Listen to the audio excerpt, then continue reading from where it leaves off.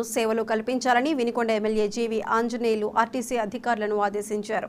ఆయన వినుకొండ ఆర్టీసీ డిపోను సందర్శించి పరిసరాలను పరిశీలించి అనేక సూచనలు చేశారు.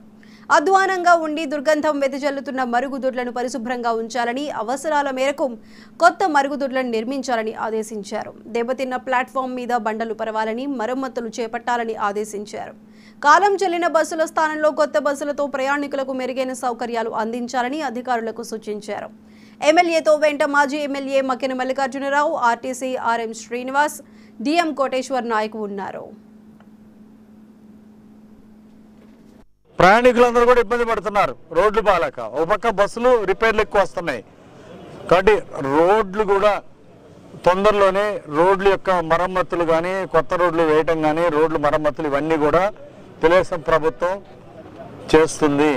చంద్రబాబు గారి నాయకత్వంలో ముందు రోడ్లన్నీ కూడా దెబ్బతిన్న రోడ్లన్నీ కూడా మరమ్మతులు చేసి ముందు ప్రయాణికులకి మంచి బాగుండే విధంగా ప్రభుత్వం చర్య తీసుకోబోతుంది. మరోపక్క ఈ బస్టాండ్ని ఎప్పుడో పాతకాలంలో కట్టినటువంటి ఈ బస్టాండ్ని మోడర్నైజ్ చేయాల్సినటువంటి అవసరం ఉంది. దీన్ని మొత్తం కూడా మాస్టర్ ప్లాన్ తయారు చేపించి దాన్ని బడ్జెట్ కూడా శాంక్షన్ చేయించమని కోరుతాము. టాయిలెట్స్ బాగాలేవు, వాటికి వాటర్ ఫెసిలిటీస్ లేవు, అవన్నీ కూడా మోడర్నైజ్ చేస్తాము. ఆర్ఎం గారికి కూడా అన్ని వివరించి చెప్పడం జరిగింది. ఆర్ఎం గారు కూడా ఇంట్రెస్ట్గా ఉన్నారు. డిఎం ఆర్ఎం కూడా దీన్ని నిధులు వస్తే దీన్ని బాగా అభివృద్ధి చేస్తే బాగుంటుందని. అంటే ఇక్కడ గ్యారేజీ సదుపాయాలు పెంచాల్సిన అవసరం ఉంది.